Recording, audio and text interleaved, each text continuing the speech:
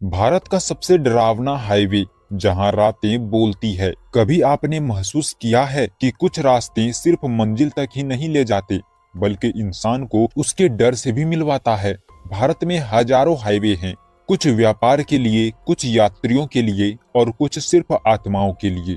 Driver कहते हैं उस सड़क पर रात में मत जाना, वहां मोबाइल सिग्नल भी डर से भाग जाता है। अगर कोई लड़की लिफ्ट मांगे तो आंखें नीचे रखना, लेकिन इंसान है, जितना मना करो उतना ही आकर्षक बढ़ता है। आज मैं आपको लेकर चल रहा हूं भारत के सबसे डरावने हाईवे पर, जहां एक्सीडेंट अपने आप होते हैं, जहां परछाइयां गाड़ियों के साथ दौड़ती है और जहां कई लोग गए लेकिन वापस सिर्फ गाड़ियां आई। यह कहानी है NH-79 की, जिसे लोग कहते हैं black road of death. Rohit एक ट्रैवल ब्लॉगर था। अकेले सफर करना उसका शौक था। उसका यूट्यूब चैनल था अनोखे रास्ते।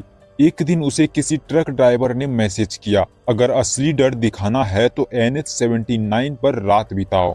रोहित को कंटेंट मिल गया था।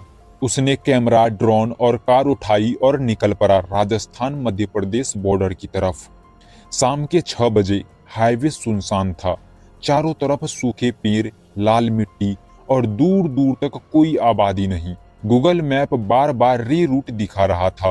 अचानक रेडियो अपने आप चालू हुआ, जो इस रास्ते पर अकेला चला वो वापस कभी नहीं लौटा। रोहित ने रेडियो बंद किया, ग्लिच होगा, लेकिन दिल तेज धड़कने लगा।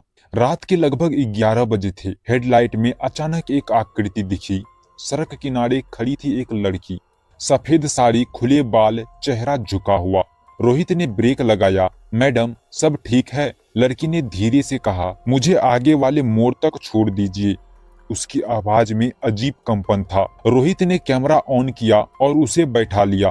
कार आगे बढ़ी, पर तभी रोहित ने रियर मिरर में देखा, पीछे की सीट खाली थी। रोहित के हाथ कांपने लगे। अचानक उसके कान के पास फुसफुसाहट आई, मिरर में मत देखो।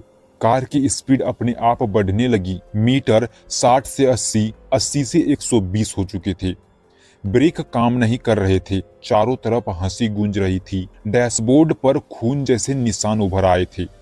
रोहित चिल्लाया, कौन हो तुम? पीछे से जवाब आया, मैं वही हूँ जो हर साल यहाँ मरती हूँ।